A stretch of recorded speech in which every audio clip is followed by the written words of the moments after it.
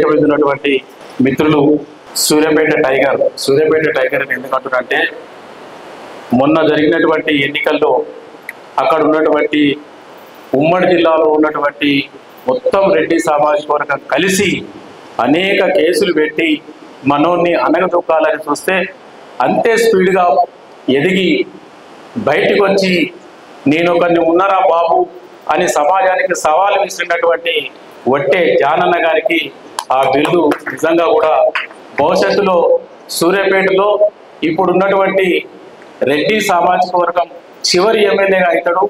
వచ్చే భవిష్యత్తులో BC MLA, ఆ బీసీ ఎమ్మెల్యే మన జానన్నతోనే స్టార్ట్ అవుతుంది అక్కడ సూర్యాపేటలో అని తెలియజేస్తూ బిజినేపల్లి మండలంలో ఉన్నటువంటి 22 గ్రామాల్లో ఉన్న మన బీసీ సోదరులందరం కూడా గ్రామ కమిటీలు వేసుకుంటున్నాం.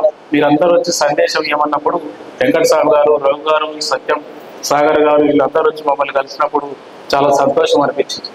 ఎందుకంటే బీసీ సంఘాలనే ఇందాక మన విజయ్ కుమార్ గారు చెప్పినారు రైల్వే స్టేషన్ స్టోరీ, చాలా బాగా అనిపించింది నాకు.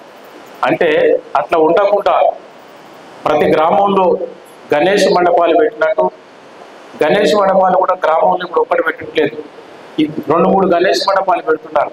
అట్లనే మన బీసీ సంఘాలు కూడా కనీసం ఇప్పుడు గ్రామానికి ఒకటన్నా పోయింది, ఆ గణేష్ మండపాలు ఇంకా 2-3గా విస్తరించి ఈ బీసీ భావజాల వ్యాప్తి ఎక్కువగా జరగాలని కోరుకునే వారిలో నేను ప్రథమంగా ఉంటాను.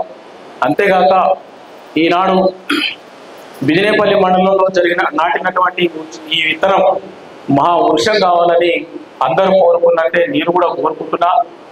అందరు ఏమనుకుంటారంటే రాజకీయం అనగానే నాగర్ కర్నూలు నియోజకవర్గం అంటే ఒక ఎమ్మెల్యే అనుకుంటారు. ఒక్క ఎమ్మెల్యేనే కాదు, నాగర్ కర్నూలు నియోజకవర్గంలో దాదాపు 1200 రాజకీయ ఉద్యోగాలు ఉంటాయి. 1200 రాజకీయ ఉద్యోగాలు పంచుకోవడానికి ఈ నాగర్ కర్నూలు నియోజకవర్గంలో దాదాపు 40 బీసీ కులాలు ఉంటాయి. ఈ 40 బీసీ కులాల మధ్యన ఐక్యత వచ్చి వార్డు మెంబర్ నుంచి ఎమ్మెల్యే స్థాయి వరకు జరిగే ఏ ఎన్నికల్లో కూడా వార్డు మెంబర్లు వచ్చి sarpanch, MPTC, MPP, ZPTC, MLA, municipal ఉంటే మున్సిపల్ వార్డు మెంబర్లు, కౌన్సిలర్స్, అలాగే మున్సిపల్ చైర్పర్సన్స్, మనం అన్ని కూడా ఒక గ్రామంలో 8 నుంచి 10 కులాల కంటే ఎక్కువ ఉండవు. వాటి మధ్యన మీ గ్రామ కమిటీలు ఐక్యత తీసుకొస్తే ఇప్పుడు ఉన్నటువంటి గ్రామ కమిటీలలో భవిష్యత్తులో అగ్రకుల ఆధిపత్య దోపిడీ కులాలోడు ఒక్క వార్డు మెంబర్ కూడా కాకుండా మనమే అన్ని రాజకీయ పదవుల్ని ఎన్నుకునే విధంగా మనం ప్రణాళిక రూపొందించుకోవచ్చు. దయచేసి ఆ విధమైనటువంటి ఈ గ్రామ కమిటీలన్నీ కూడా ఆ విధంగా రాజకీయ చైతన్యం కోసం పనిచేస్తాయని నేను ఆశిస్తున్నా. ముఖ్యంగా ఇప్పుడున్నటువంటి వ్యవస్థలో పైసలు బాగా పనిచేస్తాయని అనుకుంటారు, కానీ పైసలు మన ఐక్యత ముందు బలాలు. ప్రతి గ్రామంలో వినా మన కమిటీలు మనకున్నటువంటి కులాలు వినా ఐక్యతగా ఇట్లనే కొనసాగితే వాడు గ్రామ పంచాయతీలో నిలబడడానికి ₹1 ఖర్చు పెట్టినా కూడా వాడు మన ఐక్యత ముందు ఆ ₹1 గాలిలో కలిసిపోతే నేను చెప్తున్నా. ముఖ్యంగా మన మిత్రులందరూ కూడా నేను చెప్పేది ఏంటంటే ఈ సందర్భంలో చిన్న కథ చెప్తాను. మన బీసీ కులాలు ఎంత తెలివిగల కులాలంటే అందులో ఒక కులం గురించి చెప్తా. రజక కులం మనందరికీ తెలుసు కదా. రజక కులం ఒక ఊర్లో ఒక రెడ్డి ఉంటాడు. ఒక రెడ్డి ఒక ఊరు నుంచి రోజు పట్నం వచ్చి ఆ ఊరికి పోతా ఉంటాడు. ఆ పట్నం వచ్చే క్రమంలో ఆ ఊర్లో ఉన్నటువంటి యూత్ అంతా ఒక బస్ స్టాండ్కి వచ్చి ఆ రెడ్డిని బస్ ఎక్కించి మళ్ళీ ఆ రెడ్డి పట్నం నుంచి తిరిగి వచ్చినప్పుడు ఆ బస్ స్టాండ్లో దిగినప్పుడు రిసీవ్ చేసుకొని పోతా ఉంటాడు. ఒక మడేలు ఆ ఊరు బస్ దిగినాక ఆ ఊర్లోకి పోవడానికి ఒక మడేలు తన రోజు వృత్తిలో భాగంగా ఒక గాడిద మీద బట్టలు తీసుకొచ్చి అక్కడ చెరువు కాన్నో పుట్టకాన్నో ఉతుకుతూ తన జీవనాన్ని కొనసాగిస్తూ ఉంటాడు సామాజిక సేవ భాగంగా.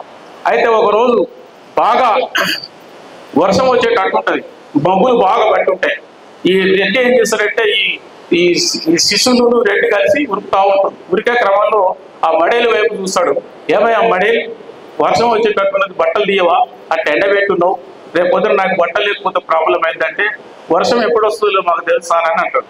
తీరా ఊర్లోకి ఉరికిన తర్వాత అంత పెద్ద మబ్బులు పట్టున్నా కూడా వర్షం పడదు. వర్షం పడకపోయేసరికి ఈ శిష్యులు అడుగుతారు రెడ్డిని, ఏం సార్ అంత మనం గద్దించినా కూడా బట్టలు చేయకపోయా, వర్షం రాకపోయా, ఆ మడేలు అంత ధైర్యంగా ఉన్నాడు, ఏంటి కారణం అంటే అన్న తర్వాత దాన్ని పాస్ ఆన్ చేస్తాడు. నెక్స్ట్ డే ఎండ కొడతా ఉంటుంది. ఆ మడేలు ఏం చేస్తాడంటే బస్ దిగి పోతా ఉంటాడు శిష్యులతో. రెడ్డి దన్న బట్టలన్నీ మడత పెడతా ఉంటాడు. అప్పుడు ఈ రెడ్డి అడుగుతాడు, అని ఏమైంది నీకు, మంచిగా ఎండ కొడతా అంటే బట్టలు ఎండుతాయి కదా, ఎందుకు తీస్తామంటాడు. మాకు తెలుసు సార్, మళ్ళీ బట్టలు తగ్గితే మీరే అంటారు రేపు పొద్దుగాల, ఏం రానికి ఎవరు ఇదైందా, వర్షం వస్తుంది బట్టలు తీయమా అని అనగానే వీళ్ళు చిన్నగా కాపీగా నడుచుకుంటూ పోతా అంటే బల్లున వర్షం పడుతుంది. పడగానే వీళ్ళు మళ్ళీ రెడ్డిని అడుగుతారు వీళ్ళంతా శిష్యులు, అది ఏమైంది మడేలేమో ఆ రోజేమో వర్షం వచ్చే స్టైల్ ఉంటేనేమో వర్షం వచ్చే ఇది పొజిషన్ ఉంటే ఆ రోజు వర్షం పడకపోయే, ఇలా ఎండ కాస్తా ఉంటే మనం పోతా ఉంటే దన్నను వర్షం పడ్డది. ఆ వర్షం పడే క్రమంలో ఆయన అది గమనించి బట్టలని మంట పెట్టిండు. దీని రహస్యం ఏంటి నీకేమైనా తెలుసా రెడ్డి సాబ్ అంటే వాడికి అర్థం కాదు. అర్థం కాకుండా అది స్కిప్ చేస్తాడు. వీళ్ళు అడిగింది స్కిప్ చేసిన తర్వాత వీడికి నిద్ర పట్టదు. రెడ్డికి నిద్ర పట్టక రోజు అడుగుతా ఉంటారు వీళ్ళంతా శిష్యులు, అది ఏంది ఈ మర్మం ఏంది తెలుసుకోవాలని అంటే వీడు ఒక రోజు ఏం చేస్తాడంటే రెడ్డి చీకటి పడ్డ తర్వాత ఈ చాకల్లో నీళ్ళు వస్తాడు, వచ్చి ఆ మడేళ్ళు అడుగుతాడు, ఏం రా బాబు ఆ రోజు మబ్బులు బట్టి తిరుగుమున్న మబ్బులు బట్టి ఉన్నా కూడా నువ్వు బట్టలు తీయకుంటున్నావు, ఆ రోజు వర్షం పడలేదు, మళ్ళీ నెక్స్ట్ డే ఎండ కొడతావనే నువ్వు బట్టలని మడత పెట్టుకొని వాటిని సేఫ్ సైడ్ పెట్టు, వర్షం పడ్డది, ఏంది రహస్యం అంటే ఏముందా ద్వారా మీరు అంతా చదువుకున్న తెలివంతులు, అరే తెలివంతులైనా మాకు తెలుస్తలేదురా, అసలు సంగతి ఏంటో చెప్పాలంటే నేమున్నా సార్ నేను నా గాడిద నమ్ముకొని నేను పని చేసుకుంటాను. అరే గాడిద నమ్ముకొని ఎట్లా పని చేస్తావా అంటే మా గాడిదే వర్షం వస్తే తోక 2 కాళ్ళ సొంతలు పెట్టుకొని బిర్రుగా పడుకుంటా సార్, దాన్ని చూసి నేను పని చేసుకుంటాను. ఉద్యమం ఇంతే నా పని అని మళ్ళీ నెక్స్ట్ డే వాళ్ళ శిష్యులు కలిసినప్పుడు చెప్తాడు. ఆ శిష్యులకు ఆల్రెడీ ముందే పోయి నేర్చుకుంటూ సాకలయ్యాడు. అది ఏందని అంటే చెప్పుకుంటూ తర్వాత ఆ రోజు జరిగిన సంఘటన శిష్యులకు చెప్తా అంటే శిష్యులంతా నవ్వుకుంటూ, సార్ మేము ఆల్రెడీ మాకి ఆ చాకలైన చెప్పిండు, మీకంటే మా చాకలైన బెటర్, ఎందుకంటే మీరు ఎంత చదువుకున్నా కూడా మా చాకలైన ముందు మీ ఉన్నత కులాల వాళ్ళు కానీ తెలివిగల కులాలు అనుకున్నాం కాసారు. కాబట్టి నేను చెప్పేది ఏంటంటే బీసీ కులాలంటే బిగ్ కమ్యూనిటీస్, బ్రైట్ కమ్యూనిటీస్, ఈ కులాలు ఎవరికి తక్కువగా. దయచేసి ఆ రకమైనటువంటి ప్లాన్లు ఆలోచించుకుంటా మన రాజ్యాధికారాన్ని ఎట్లా తీసుకోవాలనే దాని మీద ఇంతకుముందు మనకి విజయ్ కుమార్ అని చెప్పినట్టు ఇంతకుముందు చాలా మంది మిత్రులు మైక్ అనుకుంటే అసలు మనం అసెంబ్లీలో ఉండాల్సిన వాళ్ళంతా ఈ బిజినెపల్లిలో ఉండడం అనిపిస్తుంది. కాబట్టి దయచేసి మిత్రులారా మనం ఈ బిజినెపల్లిలో స్టార్ట్ అయినటువంటి ఉద్యమాన్ని దీన్ని నాగరికర్ణం నియోజకవర్గం కాదు, ఉమ్మడి మహబూబ్నగర్ జిల్లా నియోజకవర్గం కాదు, దీన్ని రాష్ట్ర వ్యాప్తంగా కూడా దీన్ని తీసుకుపోయి రాజ్యాధికారంలో మన వాటాన్ని తీసుకోవడానికి ఏ విధంగా అన్ని కులాలు క్యాబినెట్ లో ఉండాలి, అన్ని కులాలు అసెంబ్లీలో ఉండాలి, అన్ని కులాలకు సంపద ఏ విధంగా పంచాలనే దాని మీద ఇంతవరకు పెద్దలు మాట్లాడినారు.